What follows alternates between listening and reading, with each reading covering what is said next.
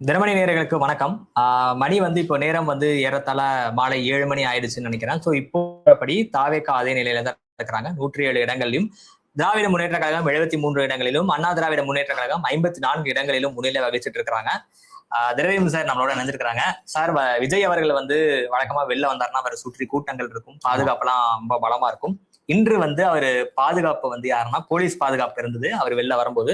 அவர் நுங்கம்பாக்கம்ல அந்த வெற்றி சான்றிதழ் பெறுவதற்காக வீட்டுல கிளம்பி வந்தாரு. போற வழியில அடையாறுல அவருடைய பெற்றோரை சந்திச்சு அங்க ஒரு ஆசியை வாங்கியிருக்கிறாரு.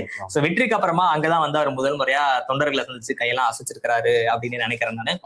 ஒரு பெரிய மாற்றம் நிகழ்ந்துருச்சோ? ஆமாமா. அதாவது இப்போ முதல்ல தொண்டர்கள் ரொம்ப மகிழ்ச்சியோட அந்த பயணத்தை பார்த்தோம். அவர் கார்ல இருந்து போகும்போது வழக்கமா அது ஒரு சாதாரண இது தெரியும், அந்த கையசைப்பதெல்லாம். இந்த வெற்றி கழிப்போட இருக்கும்போது அது ஒரு புன்னகை இருக்குல்ல, வரக்கூடிய மகிழ்ச்சி, அதை பார்க்க முடிஞ்சுது. அதற்கப்புறம் பெற்றோர்கள், அதுதான முறை. பெற்றோர்கிட்ட ஆசீர்வாதம் வாங்குறதுங்கிறது ரொம்ப முக்கியமானது. அதனால நேரம் போய் பெற்றோர்கள்ட்ட அவர் சந்திரசேகர் அவர் தந்தையார் அப்படியே ஒரு ஆற தழுவி வாழ்த்து தெரிவிச்சாரு. ஏன்னா காலையில இருந்தே அவர் குடும்பத்தோட இருந்து அந்த அப்டேட்ஸ் எல்லாம் பார்த்துக்கிட்டே இருக்கும்போதே நிறைய பேசிட்டு இருந்தாரு. ஸோ ஒரு மகிழ்ச்சி அவங்களுக்கு. வெளியே கூட வீட்டுல இருந்து மறுபடியும் தொண்டர்களுடைய அன்பை பெறணும்னு சொல்லி அவர் கையசைத்த வழக்கம் போல அந்த மலர் தூவி அப்புறம் சும்மாவே பண்ணுவாங்க. இப்ப வெற்றினால அதனால ஒரு வாய்ப்புகள் கூடுதலா ஆயிடுச்சு. இப்போ நம்ம அதிகமாக இப்பொழுது விவாதத்திற்குரிய ஒரு விஷயமா இருக்கிறது அறுதி பெரும்பான்மை 214 இடங்கள் அப்படிங்கும்போது 117ங்கிறது பாதி 118 அப்படிங்கிற ஒரு எண்ணு தேவைப்படுது. அதற்கு என்ன வேணும்? 107 இன்னொரு 11 இடங்கள் தேவை. அது எங்க இருந்து போக போகுதுன்றதா அதுதான் இப்போ யாருக்கான அந்த பேச்சு, யாரை இழுப்பதற்கான காங்கிரஸும் டிவிகேவும் நேச்சுரல் அலையன்ஸ் அப்படின்ற கருத்தெல்லாம் வந்திருக்கு. யாரு பிரவீன் சக்கரவர்த்தி அவர் ஆங்கில ஊடகத்துக்கு பேட்டி அளிச்சிருக்கிறாரு. ஆரம்பத்துல இருந்தே அவர் தாவேகா சார்பான கருத்துக்களை தொடர்ச்சியா பேசிட்டே வந்தது. திமுக அலையன்ஸ்ல இருந்தாலுமே கூட ரொம்ப வெளிப்படையா அதை பேசிட்டே வந்தாரு. சோ அவர் அந்த ஸ்டேட்மெண்ட்டை சொல்றது பெரிய ஆச்சரியம் இல்லை. அதுவும் இப்படியான ஒரு தாவேகா இப்படி ஒரு வெற்றியை பெற்றிருக்கிற நேரத்துல அவர்கிட்ட அந்த கருத்து ஆச்சரியம் வைக்கிறதுக்கு எதுவுமே இல்லை. ஆனா காங்கிரஸ் ஆதரவால மட்டும் அவங்களோட அந்த பெரும்பான்மையை எடுக்க முடியுமா அப்படின்னா அதுவும் கேள்விக்குரியாது. ஏன்னா காங்கிரஸ் போட்டியிட்ட 28 இடங்கள்ல எனக்கு தெரிந்து 3 இடங்கள் முன்னிலையில் இருக்கிறாங்க அப்படின்னு நினைக்கிறேன் நான். கூட அதையும் தாண்டி இன்னும் ஒரு 5ல இருந்து ஒரு 6 அது எங்க இருந்து வரும் அப்படின்றது தெரியல. பலர் தேமுதிக அப்படின்னு சொல்லியிருந்தாங்க. ஆனா தேமுதிகவும் ஒரு இடத்துல வெற்றி பெறுவது மாதிரிதான் தெரியல. சோ அது மட்டும் என்னன்றது நமக்கு தெரியல. அதான் நீங்க இனிமேல் எந்த முகாம்ல இருந்தும் ஆட்கள் வரலாம். இப்ப நீங்க திமுக அணில இருந்து தான் அங்க வரணும் அப்படின்ட்டு இல்ல, அதிமுக அணில இருந்து கூட போகலாம். இன்னொன்னு, அதிமுகவில் இருக்கக்கூடியவர்கள் அதிமுக சின்னத்துல போட்டிகள் சில வாய்ப்புகளை சொல்றாங்க. அதிமுகவில் இருக்கக்கூடியவர்கள் கூட அந்த பக்கம் போவதற்கான வாய்ப்புகள், அந்த பக்கம் போவது அப்படின்னு சொல்றது ஒரு ஆதரவு நிலைப்பாட்டை ஒரு எடுப்பதற்கான ஒரு ஸ்பிரிட் எல்லாம் கூட ஆகும் அப்படின்னு சொல்றாங்க. பட் அது ரொம்ப அது ஒரு சரியான பார்வையானு தெரியல. பட் ஆனா அப்படி ஒரு பார்வையும் இருக்குது. இன்னொன்று, அதிமுக வெளியில இருந்து ஒரு ஆதரவை தெரிவிப்பதற்கான ஒரு சூழல் இருக்கு. பட் அது பண்ணுவாங்களான்னு தெரியல. அப்படி எல்லாம் கூட நடக்கலாம். அது எந்த பேச்சுவார்த்தையை பொறுத்தளவுல அவர்களுக்கு இயைந்த ஒன்றா அமையுது, எது நமக்கு சரியா இருக்குது, அவங்களுக்கு எது லாபமா இருக்கு அப்படிங்கறத பார்ப்பாங்க. இந்த பொறுத்தளவு இந்த வெற்றிங்கிறது எல்லாரும் சொல்வது போல யாருமே ஒரு எதிர்பார்க்காத ஒரு நம்பர். இந்த 100+, 100+ அப்படிங்கிறது யாரும் எதிர்பார்க்காத ஒரு எண். அதனால அவர்களுக்கு நிறைய அதை அனலைஸ் பண்ணிட்டே இருக்காங்க. இது எப்படி வந்துச்சு, இது எப்படி வந்துச்சு அப்படின்னு சொல்லி எதிர்த்தரப்புல இருந்து சரி, அவர்களுக்கே கூட இந்த நம்பர் பெரிய ஒரு மகிழ்ச்சி தரக்கூடிய ஒரு நம்பரா இருக்கு. எனவே இது எப்படி வேணாலும் மாறலாம். எப்படி வேணாலும் மாறலாம்னா வர்றவங்க மனமாற்றம் அடைஞ்சு தாவேக்காவை நோக்கி யார் வேணாலும் வரலாம் அப்படிங்கிற ஒரு சூழல் தான் அங்க இருக்குது. விஜய் அவர்களுடைய இந்த வெற்றிக்கு தேசிய அளவுல ஆதரவுகள் வர தொடங்கியிருக்கு அப்படின்னே சொல்லலாம். பிரதமர் நரேந்திர மோடி அவர்கள் வாழ்த்து தெரிவிச்சிருக்கிறாரு தாவேக்காவுக்கு. ஆமா, அவர் ஒரு இம்ப்ரெசிவ் பெர்ஃபார்மன்ஸ் அப்படிங்கிறது உங்களுடைய பெர்ஃபார்மன்ஸ் ஒரு பெரிய ஈர்க்கக்கூடிய அளவுல இருந்துச்சு.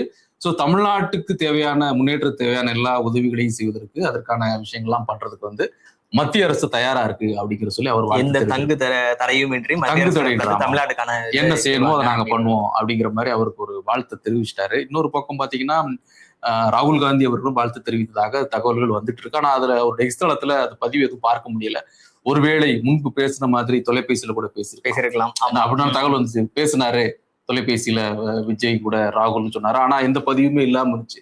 அது மாதிரி இதுவும் கூட இருக்கலாம். இன்னும் கொஞ்சம் டைம் எடுத்து கூட பதிவா கூட வருவதற்கான வாய்ப்பு இருக்கு. நம்ம முன்னாடி சொன்னோம்ல, திரு பிரவீன் சக்கரவர்த்தி வந்து நேச்சுரல் அலையன்ஸ் அப்படின்னு சொல்றதுனால எனக்கு என்னன்னா டெல்லியில இருந்து நிச்சயமா ஒரு போன் வந்திருக்கும்னு நினைக்கிறேன் நான். ஏன்னா திமுக அலையன்ஸோட சீல் ஆகிறதுக்கு, அலையன்ஸ் வந்து இறுதி ஆகிறதுக்கு முன்னாடி தாவேகா பக்கம் போகிறதுக்கும் ஒரு தரப்பினரை வந்து விரும்பியதாக தகவல்லாம் வந்தது. சோ டெல்லி தலைமையிலுமே வந்து 2 ஸ்பிளிட் இருந்ததா சொன்னாங்க. ஒரு தரப்பினர் வந்து சோனியா காந்தி தரப்பினரும் மல்லிகார்ஜுன தரப்பினரும் வந்து ஸ்டாலினோட நிக்கணும் அப்படின்னு முடிவெடுத்ததாகவும், ராகுல் காந்தி தரப்பு வந்து விஜய் அவர்களோட நிக்கணும்னு முடிவெடுத்ததாகவும் தான் நம்ம பல்வேறு தகவல்லாம் வந்தது. சோ இப்ப வந்து ஸ்டாலினோட தான் நிக்கணும் அப்படின்னு இங்கிருந்து யாரெல்லாம் வலியுறுத்தினாங்களோ அவங்க வந்து நிச்சயமா டெல்லி காங்கிரஸ் மேலிடத்துல இருந்து பெரிய விமர்சனங்களை சம்பாதிப்பாங்க அப்படின்னு நினைக்கிறேன். இது ஒரு அரசியல்ல வந்து இது ஒரு ஒரு சாதாரண விஷயம் தான். சாதாரண விஷயம் மீன்ஸ் வந்து இந்த மாதிரி ஒரு வெற்றி வந்து எப்படி வேணாலும் மாற்றி பேச வைக்கும். நீ அடிப்படையா பாத்தீங்கன்னா வெற்றிங்கிறது இங்க ரொம்ப முக்கியமா இருக்குது. சோ யாரு அதற்கான வாய்ப்பு இருக்குது, இப்ப இவங்க பக்கம் போனா நமக்கான லாபம் இருக்குது அப்படிங்கும்போது அது இயல்பா நிகழ்வதற்கான வாய்ப்புகள் அதிகம் இருக்குது. இன்னொன்னு, இது இந்த 2026 தேர்தலோடு நிக்கக்கூடிய இந்த வெற்றியோட இந்த ஜாயின் பண்றதுனால இவருக்கு உதவி அந்த மாதிரியான இதுவும் நிக்க போறது இல்லை. 2029 ஒரு கணக்கு இருக்குது. ஏன்னா அது ஒரு நேஷனல் பார்ட்டி. இப்ப நீங்க நம்ம இங்க இருக்கக்கூடிய திமுக அணியில் இருக்கக்கூடிய அதிமுக அணியில் இருக்கக்கூடிய கூட்டணியில் இருக்கக்கூடிய கட்சிகள் அவர்களுக்கு ஆதரவு தெரிவிக்கிறது அல்லது அவங்க பக்கம் போறதுங்கிறது வந்து தனி. ஆனால் காங்கிரஸ் கட்சி இவங்களுக்கு ஒரு ஆதரவான நிலைப்பாடுங்கிறது அவங்களுடைய கால்குலேஷன் 2023 கணக்கா இருக்கும். அதே போன்று டிவிகேவும் தாவேகாவும் என்ன நினைக்கும் சொன்னா, காங்கிரஸ் நம்மோடு இருப்பது நல்லது. ஆனா நீங்க அசம்பிளி எலெக்ஷன்ல தமிழ்நாடு அசம்பிளில வேற, ஆனா இது நீங்க மத்திய லோக்சபா எலெக்ஷன் வரும் பொழுது நிச்சயமா ஒரு கட்சி, தேசிய கட்சி கூட இருப்பது புதிய கட்சிக்கு நல்லது. இப்ப இந்த புதிய கட்சின்னு சொல்றதெல்லாம் ஏத்துப்பாங்களான்னு தெரியல. ஏன்னா வரலாறு மாறிட்டு இருக்கு. ஆனா நீங்க தமிழ்நாடு ஒரு மாநில அளவிற்கான ஒரு தேர்தலுக்கும் மத்திய தேர்தலுக்குமான பார்வை இருக்குது. வேறுபட்டு வாக்களிப்பாங்க மக்கள் வந்து. அப்போ ஒரு தேசிய கட்சி தேவை.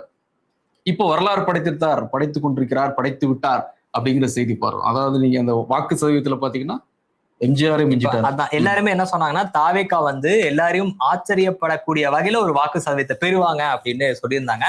ஆனா வந்து வரலாற்று சாதனையா இருந்தது என்னன்னா, தமிழ்நாடு சட்டப்பேரவை தேர்தல்ல முதல் முறையா போட்டிட்டு ஆட்சி அமைத்தது வந்து எம்ஜிஆர் அவர்கள். அவங்க பெற்ற வாக்கு சதவிகிதம் வந்து கிட்டத்தட்ட 33.8 சம்திங் 33 ஏதோ ஒரு சதவீதம் பெற்றிருந்தாங்க. இன்னைக்கு தாவேகா வந்து அதை கடந்து அந்த சாதனையை முறியடிச்சு 34.56 அந்த ஒட்டி வாக்கு சதவீதம். இவங்க இங்க குடுக்குற அந்த வாக்கு சதவீதம்ங்கிறது இப்ப கிடைச்ச விஷயத்தை வச்சு சொல்றாங்க. அக்யூரேட்டா வந்து கடந்தாங்கிறது. எம்ஜிஆர் பெற்ற வாக்கு சதவீதத்தை விஜய் அவர்கள் முறியடிச்சிட்டாரு அப்படின்னா அடுத்த எம்ஜிஆர் அப்படின்னு சொல்லி அவங்க பிரச்சாரம் மேற்கொண்டாங்க. அந்த பிரச்சாரம் வந்து கை கொடுத்திருக்கோம். அடுத்த எம்ஜிஆர் ஆயிட்டாரோ அது அந்த அளவுக்கு சொல்ல முடியுமான்னு தெரியல. ஒரு மக்கள் செல்வாக்கு மிக்க ஒரு தலைவராக அவர் உயர்ந்திருக்கிறார் அப்படிங்கறத அந்த நம்பர்ஸ் வந்து இந்த வெற்றி வந்து காட்டுது. வெறுமனே நம்பர் சொன்னா கூட இந்த வெற்றி காட்டக்கூடிய ஒரு செய்திங்கிறது வந்து ஒரு பெருவாரியான மக்கள் விரும்பக்கூடிய தலைவராக விஜய். ஏன்னா முன்னாடி சொன்னாங்களா, நாங்க ஒவ்வொரு வீட்லயும் ஒரு விஜய் இருக்கா சொன்னாங்கல்ல. சோ அது வந்து கிட்டத்தட்ட அவங்க சொன்னது வந்து ஏன்னா அந்த வாக்கு எண்ணிக்கை அப்படிதான், அந்த நம்பர் அப்படிதான் நமக்கு தெரியுது. சோ அந்த பண்ண அந்த பிரச்சாரம், அந்த பரப்புரை உண்மை அப்படிங்கிற அளவுல வந்து நிக்குது. நாம் இப்போது பேசிக்கொண்டிருக்கூடிய இந்த நேரத்துல துணை முதல்வர் திரு உதயநிதி ஸ்டாலின் அவர்கள் சேப்பாக்கம் தொகுதியில வந்து வெற்றி பெற்றார். அவர் நேரடியா போய் அந்த வெற்றி சான்றிதழ் பெற்று செய்தியாளர் சந்திச்சிருக்கிறாரு. சந்திச்சு தொகுதியில தனக்கு வாக்களித்த அந்த வாக்காளர்களுக்கு அவர் வந்து நன்றியை தெரிவித்த அந்த காட்சியை வந்து நம்ம பார்க்க முடியுது. இன்னொன்று, இப்போது நாம் இப்ப நீங்க சொன்ன மாதிரி நம்ம ஒரு 7 மணி நிலவரப்படி 7 இந்த நிலவரப்படி பார்க்கும்போது இன்னும் இதுல பெரிய அளவுல மாற்றம் வருவதற்கான வாய்ப்புகள் ரொம்ப குறைவாக தெரியுது. 107 எவ்வளவு வரலாம், 110 வரைக்கும் போலாமா? அது வரைக்கும் அந்த ரேஞ்ச் கிட்ட தான் வந்து நிப்பாங்க. 110 தாண்டி ரொம்ப ஜாஸ்தி போயிட மாட்டாங்கன்றது நினைக்கிறேன். இது வந்து நம்மளோட எண்ணமோ விருப்பம் கிடையாது. நம்ம வந்து புரிதல்ல சொல்றோம். கீழே நம்ம கமெண்ட்ல போட்டு திட்டக்கூடாது. நம்மள உங்க விருப்பத்தெல்லாம் சொல்லாதீங்க, இப்படி சொல்லிதான் நீங்க அப்படிங்கிற மாதிரிலாம் அந்த மாதிரி நம்ம தினமணியை பொறுத்தளவுல நம்ம வந்து என்ன ஃபேக்ட், இது இப்படி இருக்கக்கூடும் அப்படிங்கிற அடிப்படைலாம் சார்பு தன்மை அப்படிங்கிறது இல்ல.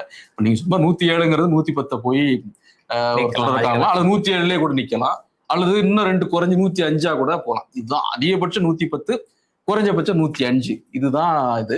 சோ அப்போ ஆட்டோமேட்டிக்கா வந்து அதிமுக 54ங்கிறது 52 54 மாறலாம், அல்லது திமுக 73ங்கிறது ரவுண்டா 70க்குள்ள போலாம். இதுதான் நிலை ஆக போகுது. சரி, எப்படி பார்த்தாலும் ஆட்சி அமைப்பதற்கான முழுமையான ஒரு பெரும்பான்மை இடத்தை கொடுக்கல மக்கள். தமிழ்நாட்டு மக்கள் இந்த முறை பாத்தீங்கன்னா முதல் இடத்தை வந்து விஜய் கொடுத்துட்டாங்க. தெளிவு, நீங்க தாங்க ஃபர்ஸ்ட் பிளேஸ் உங்களை தாங்க அப்படிங்கறத தெளிவுபடுத்தாங்க. ஆனாலும் கூட கம்ப்ளீட்டா வந்து நீங்க தான், நீங்க உங்களை விட்டு ஆள் இல்ல அப்படிங்கிற மாதிரி அந்த ஒரு அலை இல்ல, கொடுக்கல. வேற அலைன்னு அந்த வார்த்தை எப்படி கரெக்டான்னு தெரியல. ஆனா வந்து திமுகவிற்கான ஒரு ஒரு ஒரு ஸ்பேஸ் இங்க இருக்குது அப்படிங்கறத சொல்லியிருக்காங்க. இந்த கட்சிக்கான இடத்தை நாங்க கொடுக்குறோம். அதற்கு அடுத்த நிலையில அதிமுக முழுக்க இந்த 2 திராவிட கட்சிகளையும் நாங்க புறக்கணிக்கல, முற்றிலுமாக புறக்கணிக்கல. நாங்க இருக்கிறோம், உங்களுக்கு முதல் இடம் கொடுத்துருக்கிறோம் அப்படிங்கிறத வந்து அவங்க அந்த மாதிரிதான் என்னுடைய இது இருக்கு. எனவே இது ஒரு நல்ல விஷயமா இல்ல இது கெட்ட விஷயமா, இது சரியான முறையில தீர்ப்பு மொத்தமா கூட கொடுத்துருக்கலாமா அப்படின்னு கூட பார்க்கலாம். ஆனால் இது ஒரு வகையில பார்த்தா சரியான டிசிஷன், தமிழ்நாட்டு மக்களுடைய சரியான முடிவு அப்படின்னு தான் என்னுடைய பார்வையில படுது. ஏன்னா அவர் ஒரு கையில பிடிக்க முடியாத அளவுல ஒரு மிதக்கத்தக்க ஒரு வெற்றியை கொடுத்தாலும் கூட புதிதாக வருபவர்களுக்கு வந்து என்ன அப்படின்னு தலைகால் புரியாமல் சொல்லுவாங்கல்ல, அந்த மாதிரி போறதுக்கான சில வாய்ப்புகள் கூட இருக்கு. இது வந்து ஒரு சின்ன ஒரு நெருக்கடி இருக்குல்ல, ஒரு சின்ன ஒரு பிடி நம்மகிட்ட இருக்குது.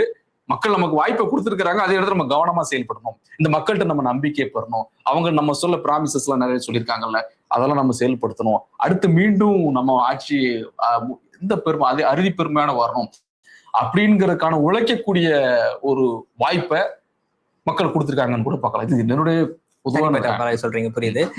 நம்ம இப்போ இன்னொரு தகவல் என்னன்னா, சென்னையில வந்து 2 பேர் வெற்றி பெற்றிருக்கிறாங்க திராவிட முன்னேற்ற கழகம் சார்பா. ஒன்று வந்து உதயநிதி ஸ்டாலின், இன்னொன்று வந்து சேகர் பாபு அவர்கள். முதல்வர் அவர்கள் வந்து தோல்வி அடைஞ்சிருக்கிறாரு குளத்தூர்ல அப்படின்றது மிகப்பெரிய செய்தியா இருக்கு. சோ அப்போ சட்டப்பேரவையில இப்போ ஒருவேளை திமுக வந்து 2வது இடம்லயே நிலைக்கிறாங்க, நீடிச்சு நிக்கிறாங்க அப்படின்ற பட்சத்துல எதிர்கட்சி தலைவர் பொறுப்பு வந்து அவங்கதான் 2வது. சோ அப்படி வரும் பொழுது உதயநிதி அவர்கள் வந்து அந்த பொறுப்பை ஏற்பதற்கான வாய்ப்பு இருக்குதுன்னு நான் பார்க்கிறேன் நானு. சோ ஸ்டாலினுக்கு அடுத்து உதயநிதி ஸ்டாலின் அப்படின்ற ஒரு விஷயங்கள் வந்து கட்டமைச்சு பேசப்பட்டே வந்தது. இந்த ஸ்டாலினின் தோல்வி வந்து உதயநிதிக்கான ஒரு அடித்தளமா மாறி இருக்குன்னு புரிஞ்சுக்கலாமா, இல்ல நம்ம என்னவா எடுத்துக்கலாம் நினைக்கிறேன். நான் என்ன யோசிக்கிறேன் அப்படின்னா, இது ஒரு ரைட் டைம் இந்த லீடர்ஷிப் எடுத்துட்டு போகிறதுக்கான. ஏன்னா ஒரு வெற்றில இருந்து ஒரு நம்ம வழிநடத்துறதுக்கும் ஒரு தோல்வியில இருந்து நம்ம வழிநடத்துறதுக்குமான ஒரு வித்தியாசம் இருக்கு. நிச்சயமா ஒரு நீங்க வந்து அவரை உதயநிதி மீது வைக்கப்பட்ட விமர்சனம் அப்படிங்கிறது பாத்தீங்கன்னா அவருக்கு எல்லாமே எளிமையாக கிடைச்சிருச்சு அப்படிங்கிறது. அவருக்கு உடனடியாக அவர் கட்சியில ஜாயின் பண்றாரு, ஜாயின் பண்ண கட்சியில கட்சி பொறுப்பு கிடைச்ச உடனே போட்டியிடக்கூடிய வாய்ப்பு, எம்எல்ஏ ஆன பிறகு அமைச்சராகிற வாய்ப்பு, அமைச்சரான பிறகு துணை முதல்வரான வாய்ப்பு, இது எல்லாமே அடுத்து ரொம்ப எளிமையாக ஜெயிச்சிருந்தாலும் வந்து ஸ்டாலின் முதல்வர் கிடையாது, உதயநிதியை முதல்வர் அதுக்காக பண்றாங்க. அவர் வழி விட்டுருவாரு, கலைஞர் கருணாநிதி பொறுப்பு இல்ல, இவர் வந்து அந்த மாதிரி ஒரு சாஃப்ட் கார்னர் இருக்கக்கூடியவர், மகனுக்கு வழிவிடக்கூடிய ஒரு தன்மையில் உள்ளவர் அப்படிங்கிறதெல்லாம் இருந்துச்சு.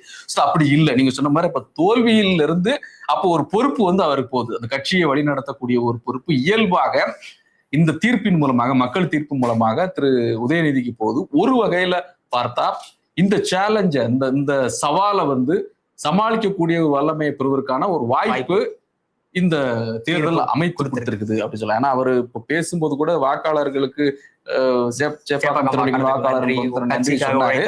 வாழ்த்து சொல்லும் போது விஜய் பேரை சொல்ல வாழ்த்து சொன்னாரு. அதை நம்ம தவறுன்னு கூட சொல்லணும். ஏன்னு பாத்தீங்கன்னா ஒரு தோல்வி வருகின்ற பொழுது அதை அக்செப்ட் பண்ணதுக்கு கொஞ்சம் டைம் வேணும் அவங்களுக்கு வந்து. ஏன்னா இது நடக்கும் அப்படின்னு தெரிஞ்சிருச்சுன்னு வைங்களேன், அது வந்து இயல்பா நடக்கும். ஒரு எதிர்பாராத ஒரு தோல்விதான் திமுக பொறுத்தவரை. இந்த அளவிற்கு அதாவது பெரும்பான்மை கிடைக்காட்டா கூட நமக்கான அந்த இடங்கள் வந்துரும், ஒரு மதிக்கத்தக்க அளவுல நம்ம வந்துருவோம். பெரிய அளவுல சேலஞ்சஸ் இருக்காது. கடந்த முறையை விட குறைந்தாலும் கூட ஆட்சியை பிடிச்சிருவோம். நமக்குள்ள அந்த எக்ஸிட் போல் ரிசல்ட் ஆகட்டும், தேர்தலுக்கு முந்தைய கருத்து கணிப்பாடு எல்லாமே சாதகமா இருக்குன்னு நினைச்சிருக்க நேரத்தில் இந்த மாதிரி ரிசல்ட் வரும்போது அவங்க அதை கொஞ்சம் ஏற்றுக்கொள்வதற்கு கொஞ்சம் டைம் எடுத்துப்பாங்க. அந்த மாதிரிதான் நம்ம இந்த விஷயத்தையும் நம்ம பார்க்க வேண்டியிருக்கு. ஸோ அதான் இப்போ முழுமையான முடிவுகளை வந்து அடுத்தடுத்து வெளியாகிருக்குன்னு நினைக்கலாம். ஆனா நம்ம சொன்ன மாதிரி இந்த முடிவுகளில் பெரிய அளவுக்கு மாற்றம் இருக்காது அப்படின்னு நம்ம புரிந்து கொள்ளலாம் நினைக்கிறேன் நான். ஸோ முழுமையான முடிவுகள் வந்ததுக்கு அப்புறமா தாவேகா என்ன மாதிரியான நடவடிக்கைகள் எடுக்க போறாங்க அப்படின்றது ஒரு இன்னும் வந்து நமக்கு புரியாததா இருக்கு. அதாவது ஒரு விடை தெரியாத ஒரு கேள்வியா தான் இருக்கு. ஸோ அதற்கு யார் யாரெல்லாம் உதவுறாங்க, உதவுவதற்கு யார் முன் வராங்க அப்படின்ற கேள்விகள்லாம் வந்து நிச்சயமா இன்று இரவு நாளை காலைக்குள் நமக்கு தெரிஞ்சிரும் அப்படின்னு நினைக்கிறேன் நான். தினமணியை பொறுத்த வரைக்கும் நேரலை தொடர்ந்து போய்கிட்டே தான் இருக்கும். எண்ணிக்கைகள் வந்து முழுமையா முடிவு நம்ம இதுல அப்டேட் செஞ்சு நம்ம உரையாடல் நம்ம இப்போ நிறைவு பண்ணா கூட அப்டேட்ஸ் வந்து என்ன அந்த இப்போ போயிட்டு இருக்கக்கூடிய அந்த ட்ரெண்ட் அது வாக்குப்பதிவு நிறைவு வரைக்கும் என்னென்ன அப்டேட்ஸ் வந்துட்டு இருக்கு அப்படிங்கிறது வந்து அந்த எண்கள் அந்த திரை வந்து உங்களுக்கு வந்து நேரலையில தொடர்ந்துகிட்டே இருக்கும். எனவே இப்ப நம்ம காலையில தொடங்கின மாதிரி அதிகாரம் யாருக்கு அப்படிங்கிற தலைப்புல வந்து நம்ம வந்து இந்த தொடர் நேரலை எடுத்துட்டு போனோம். நம்ம கிடைத்தாலும் கூட இன்னும் முழுமையான ஒரு பதில் கிடைக்கும். அதிகாரம் யாருக்குன்னா அதிகாரம் விஜய்க்கு தான், அதிகாரம் தாவேக்காவுக்கு தான் அப்படிங்கறத சொல்லிட்டாங்க. ஆனாலும் கூட அது முழுமையா நான் சொல்லல. மக்கள் வந்து கொஞ்சம் வெயிட் பண்ணுங்க, ஒரு அரசியல் கத்துக்கோங்க இன்னும் கொஞ்சம் அப்படிங்கிற மாதிரி அதுவும் ஒரு ஸ்டடி தானே. அதை நம்ம எதிர்பார்த்து கொண்டிருக்கிறோம். தொடர்ந்து நீங்கள் தினமணி யூடியூப் தளத்தோடு இணைந்திருங்கள். அந்த அப்டேட்ஸ் தொடர்ந்து நான் கொடுத்துட்டு இருக்கோம். தொடர்ந்து பார்த்து கொண்டிருக்கக்கூடிய தினமணி நேயர்களுக்கும் இந்த நேரலையில நம்மோடு ஒத்துழைத்த தொழில்நுட்ப கலைஞர்கள், நம்ம டீம் கேமராமேன், டெக்னீஷியன் எல்லாருக்குமே வேற யாரும் சொல்லிருங்க. விருந்து உபசரிப்பு செய்த நமது தலைமை எல்லாருக்குமே வந்து நமது குழுவினர் அனைவருக்குமே இந்த நேரத்தில் நன்றி தெரிவித்துக் கொள்கிறோம். நீங்க தொடர்ந்து தினமணி நேரில் இணைந்திருங்கள். நன்றி.